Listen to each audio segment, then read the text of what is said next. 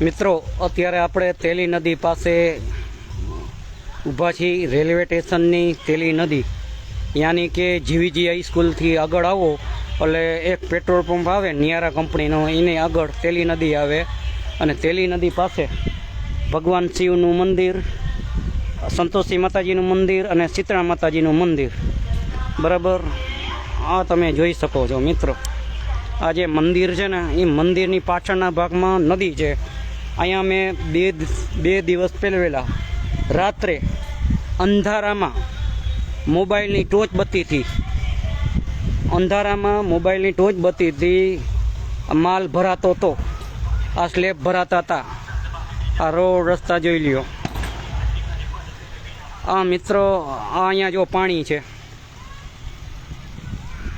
આમાં કહેવાનો મતલબ મારો એ છે, દેખાય છે મિત્રો, આ નગરપાલિકા દ્વારા અમે અંદાજિત 2 મહિનાથી આ કામને ઉપાડ્યું હતું.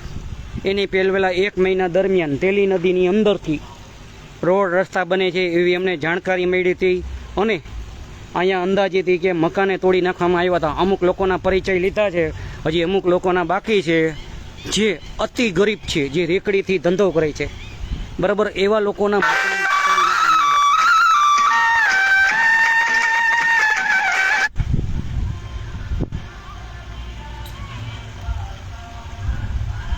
હવે મારો કહેવાનો મતલબ એ જોઈ લ્યો. આ છે ખંભાળિયાની નગરપાલિકાની બેદરકારી અને લાપરવાહી. આ ખંભાળિયાની નગરપાલિકાને એના એન્જિનિયર કોણ હોય ભગવાન જાણે, ખરેખર ભણેલ છે કે અભણ છે, એને એ કેમ નથી સમજાતું કે અહીંયા આ જે વસ્તુની અંદર આ જુઓ, અહીંયા આ રસ્તાની અંદર ગટરના પાણી, આ ગટરનું પાણી જાય છે. જુઓ આ ગટરના પાણીમાં, આ ગટરના પાણીથી આ લોકો, બરાબર આ ગટરના પાણી આની અંદર જાય છે અને સ્લેબ ભરાય છે. જોવા જેવી વાત એ છે, આ સ્લેબ ભરાઈ ગયા પછી આમાં માલ જામે ખરો? પાણી હોય અને એમાં સિમેન્ટ રેતીનો માલ જામે ખરો? આ એન્જિનિયરને કોણ સમજાવે? હે રામ, આને કોક ભણાવો અથવા ના ભણેલા હોય તો એને ભણેલાઓને મોકલો. આવા કામ કરો છો તમે. આ 39-40 કરોડના કામ જલ્દી પતાવવા માંગો છો, કોઈ નિયમ કે પરિપત્ર કે ઠરાવ વગર. અને હાજરમાં અમે 4 જણા મિત્રો પરમ દિવસના ભાગમાં, બરાબર આ જગ્યા ઉપર રેડ નાખી હતી. અમને બાતમી મળી હતી કે અહીંયા છે ને કામ ચાલુ છે મોબાઈલની ટોચ બત્તીથી. ઓલી લાઇટથી નહીં, હવે મોબાઈલની ટોચ બત્તીથી લાઇટથી કેવા કામ થાય એ તમે સમજો છો. આને શું વિકાસ કહે છે? પ્રજાનો વિકાસ કહેવાય છે કે ખુદનો વિકાસ કરે છે? જો પ્રજાનો વિકાસ કરતા હોય તો એને બેતા મુજબ લાઇટનો જ ઉપયોગ કરવો જોઈએ. અને રાતના કામ કરવાની શું જરૂર પડે? દિવસના કેમ કામ નથી થતા? દિવસના ના કામ કરી અને આ લોકો શું સાબિત કરવા માગે છે? અને આની એ પણ રૂબરૂ માહિતી માંગી હતી. હાજર કામના કાગળો આપો, હાજર કામના. તમે 40 કરોડના કામ દીધેલા છે. પહેલાં તો એ કે આ કામના બોર્ડ જ નહોતા મૂકવામાં આવ્યા. આ બોર્ડ મૂકાવાનું કામ યાની કે રાઇટર ગોવિંદી ગણજરિયા સોશિયલ વર્કર દ્વારા મૂકવામાં આવ્યું હતું. પહેલાં અમે કોઈ કર્યું એમ નથી કહેવા માગતા. દેશના નાગરિકોના સપોર્ટ વગર અમે આ વસ્તુ ના કરી શકીએ. જાગૃત નાગરિકે અમને સપોર્ટ આપ્યો, અમને જાણકારી આપી, ત્યારે અમે અહીંયા પહોંચી શક્યા છીએ. દેશના નાગરિકો જો જાગૃત હોય અને અમારા જેવા સામાજિક કાર્યકર્તાઓ હોય, યાની કે સોશિયલ વર્કર એટલે સામાજિક કાર્યકર્તાઓ હોય, તો આવા ભ્રષ્ટાચારને આપણે ઇઝી અને સરળ પકડી શકીએ એમ છીએ. આવનાર દિવસોમાં ઘણું બધું કામ થઈ શકે એમ છે. દેશના નાગરિકોને અમારો સપોર્ટ કરવા બદલ ખરેખર ધન્યવાદ આપવું જોઈએ. જેમ દેશના નાગરિકો સપોર્ટ કરે છે, પણ સ્થાનિક ચીફ ઓફિસર, સ્થાનિક એન્જિનિયર કેમ નથી કરતા? આ જુઓ મિત્ર, હજી જુઓ આ ગટરનું પાણી અને અહીંયા છે ને સ્લેબ ભરેલો છે. હવે તમે વિચારો, તમે ભણેલા છો, ગણેલા છો, આ જોઈ લ્યો. અમારો કહેવાનો મતલબ શું? આ જોઈ લ્યો, અમે ખાલી સીધીને સરળ વાતમાં કહેવા માગી છીએ કે ગટરના પાણી અને ઓલા પાણી ભેગા થયા હોય એમાં સ્લેબ જામે ખરો? સ્લેબ જામ્યા વગર આ ગટર ટકશે ખરો? હે, આ ગટરું નહીં ટકે તો આઈના ગુજરવાવાળા શું હાલત હશે, શું સ્થિતિ હશે? અગાઉના સમયના બ્રિજ પુલ તૂટ્યા, બરાબર, ક્યાં કારણે તૂટ્યા? એ સમજવા જેવું છે. આ ભાઈલા ગટરના પાણીથી તમે આ પાણીમાં પછી સ્લેબ જામશે કેવી રીતે? આ તમે કરતા છો? તમે કોણ છો આમાં? તમે કોન્ટ્રાક્ટર છો કે શું છો? એટલે આમાં તમે કામ જ નથી એમ પાડ્યું? બરાબર, ભલે ભલે ભલે. આમાં તમે જોઈ લ્યો છે ને, પાણીની અંદર સ્લેબ જામે ખરો? છે ને બાકી એ જે કારીગર હોય, તમે ના હો તો કાંઈ નહીં, પણ જે કારીગર હોય કાંઈ વાંધો નહીં. કહેવાનો મતલબ મારો સીધો ને સરળ, આમાં અમારે છે ને દેશના સુખાકારી માટે, દેશની જનતા માટે વારે ફેરે લાઈને આવવું પડે, લાઈવ વિડીયો આવવું પડે. કેટલું યોગ્ય? અમને એમ લાગે કે અમે હાવ નવરી બજાર હોય ને આ લોકોના કાળા કામને અંજામ દેવા વાળાઓને અમે ખુલ્લા પાડવા માટે જ બેઠા છીએ. દેશની સક્ષમ ઓથોરિટી અધિકારીઓ, કર્મચારીઓ કેદી જોવા આવશે? શું આ અધિકારીઓ પગાર નથી લેતા? શું અધિકારીઓ યાની કે ક્લાસ 1 ઓફિસર IAS શાખા, ક્લાસ 2 ઓફિસર GS શાખા, ક્લાસ 3 ઓફિસર IPS શાખા, યાની કે ઇન્ડિયન પોલીસ સર્વિસ, આ 3 શાખા સરદાર વલ્લભભાઈ પટેલની મહેરબાનીથી બન્યા હોય. સરદાર વલ્લભભાઈ પટેલે રાજાશાહીમાંથી લોકશાહી બનાવ્યું છે. આ દેશમાં લોકશાહીમાં લોક અધિકારી તરીકે આપણી ફરજ ના આવે?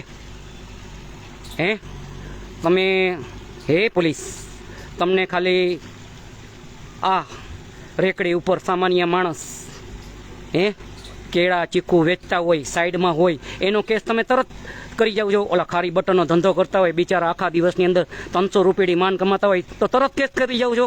તમારા તાબાના કર્મચારીઓ, આ કેટલું યોગ્ય છે? એ તમને તરત દેખાય છે. આનો હું રોડ રસ્તો નથી દેખાતો. અમે આ લગભગ 8મી કે 10મી વાર વિડીયો આવ્યા તમારા સોશિયલ મીડિયામાં, તમારી વેબસાઇટમાં અમે મૂક્યા છીએ. ક્લાસ 1 ઓફિસર IAS શાખા યાની કલેક્ટર શાખા, મામલતદાર શાખા અને ભારતીય પોલીસ સેવા યાની કે ઇન્ડિયન પોલીસ સર્વિસના તાબાના કર્મચારીઓ, બરાબર, એને મારી નમ્ર વિનંતી પહોંચે કે આ તમે એકવાર અહીંયા તપાસો. અને આ વિડીયો છે ને લાઈવ આવે છે, મારા ઘરનો બનાવેલો નથી. આ જેમ ક્રિકેટ મેચ આપણે જોઈ શકીએ ને એવી રીતે મેચ જોઈ શકીએ, એવી જ રીતે પૂર્વ સમયમાં તમે ભૂલી ગયા લાગો છો. બ્રિજ પુલ તૂટી ગયા, રોડ રસ્તા તૂટી ગયા, કંઈકની ગાડી તૂટી ગઈ, કંઈકના મોત થયા. વારે ફેરે તમને મારે વિનંતી કરવી પડે.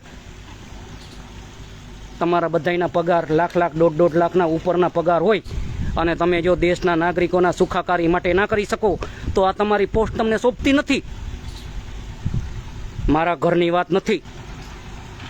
મારી તમને વિનંતી પહોંચે, એકવાર તમે અહીંયા સ્થાનિકના, બરાબર, પછી રાજ્યના IG સાહેબ, પછી ગાંધીનગરના DGP સાહેબ, પછી કલેક્ટર સાહેબ, બરાબર, કરમ વાઇઝ, રાજ્ય, તાલુકા, જિલ્લા વાઇઝ, મામલતદાર સાહેબ, એકવાર તમે નજર કરી લ્યો આ વિડીયોમાં, બરાબર.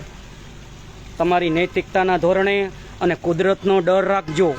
અને હજી હું એક નમ્ર વિનંતી કરું છું, તમે રેકડીવાળાઓના કેસ ના કરતા. સ્થાનિક પોલીસ વિભાગ, કુદરતનો ડર રાખો. નાના માણસોના અને બીજું જે દારૂ વેચાય છે એ પ્રમાણમાં તો તમે 2% કેસ નથી નોંધતા અથવા કરતા નથી. શું તમને નથી ખબર દારૂ ક્યાં ક્યાં વેચાય છે એ? મારો વિરોધ વ્યક્તિગત નથી. કોઈ પોલીસ વિભાગને બધી ખબર હોય ક્યાં ક્યાં દારૂ વેચાય, ક્યાં નથી વેચાતો, કેમ નથી કેસ કરતા ને એ બધી ખબર છે. સ્થાનિક વિસ્તારના તમને ફરિયાદ નથી કરતા. તમારે સમજવું પડે કે પોલીસ છે ને ગુંડા કરતાં પોલીસથી વધારે પબ્લિક બીએ છે. એવું વાતાવરણ ઊભું ના કરો માનનીય શ્રી પોલીસ વિભાગ. બીજું મારે મેન મુદ્દો એ છે કે અહીંયા તમે એકવાર ખાસ જોઈ જાઓ, ખાસ કરીને અહીંયા જોઈ જાઓ. હજી આ વિડીયો જોઈ લ્યો.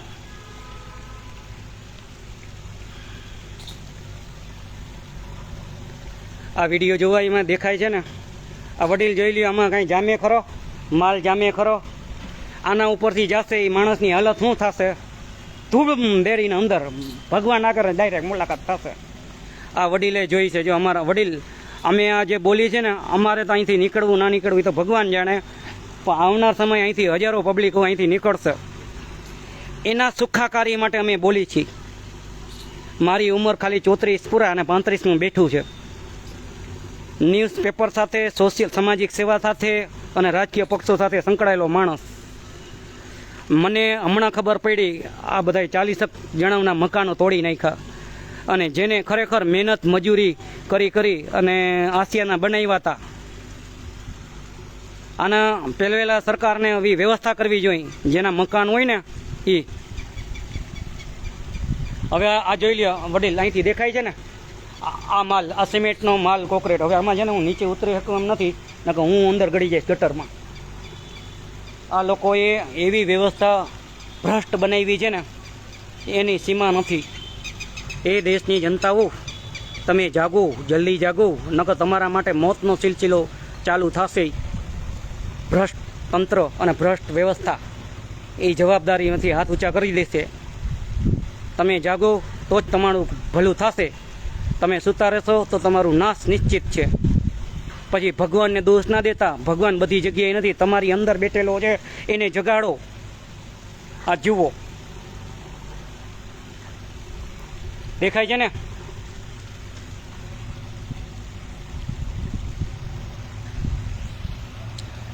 એ તંત્ર, તમે પગાર લ્યો છો, શા માટે લ્યો છો?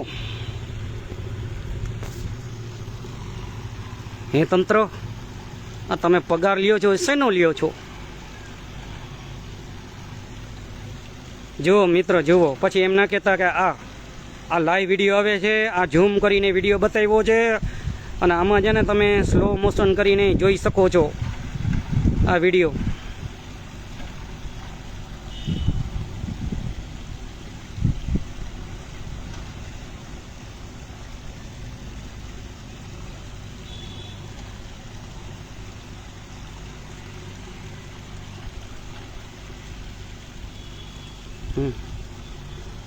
આ જુઓ, આ જલ્દી જોયું મિત્રો?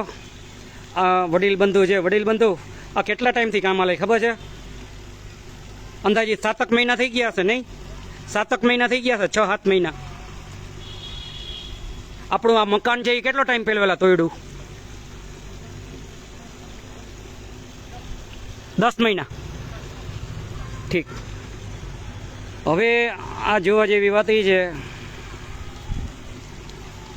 આ કાકા છે મોટી ઉંમરના, આ બિચારા ગરીબ ઝૂંપડાઓના મકાન તોડી નાખ્યા. આ વિકાસની આડમાં ગરીબોની હાયું ખાય છે. વિકાસ કરો, અમને ના નથી. ગરીબોના મકાન તોડીને કે ગરીબોની માથે પગ રાખીને નહીં. સ્માર્ટ સિટી જરૂર બનાવો, અમને વાંધો નહીં, પણ ગરીબોના મકાન કે એ નહીં.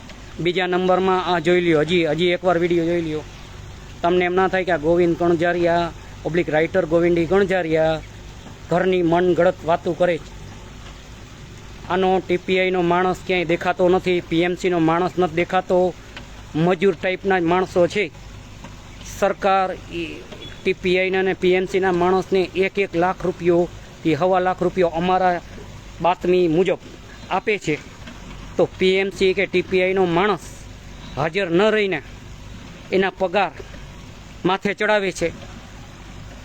તો આ ટીપીઆઈ ને પીએમસીનો માણસ તંત્ર અને એના મળતિયાઓને તો ખાવા નથી ને? હાજર ન રહીને સાબિત શું કરે છે? બાકી બધું રામ ભરોસે ના મૂકો, ખુદ થોડીક મહેનત કરો, અને કુદરત તમારા ભેગા છે. કોઈથી ડરવાની જરૂર નથી, કાયદો હાથમાં લેવાની જરૂર નથી, પણ તમે આ રીતે વિડીયો બનાવી શકો અને ફોટોગ્રાફી કે કરી શકો ને વિડીયો ઉતારી શકો. જય હિન્દ, જય ભારતીય સંવિધાન. આપનો વિશ્વાસુ.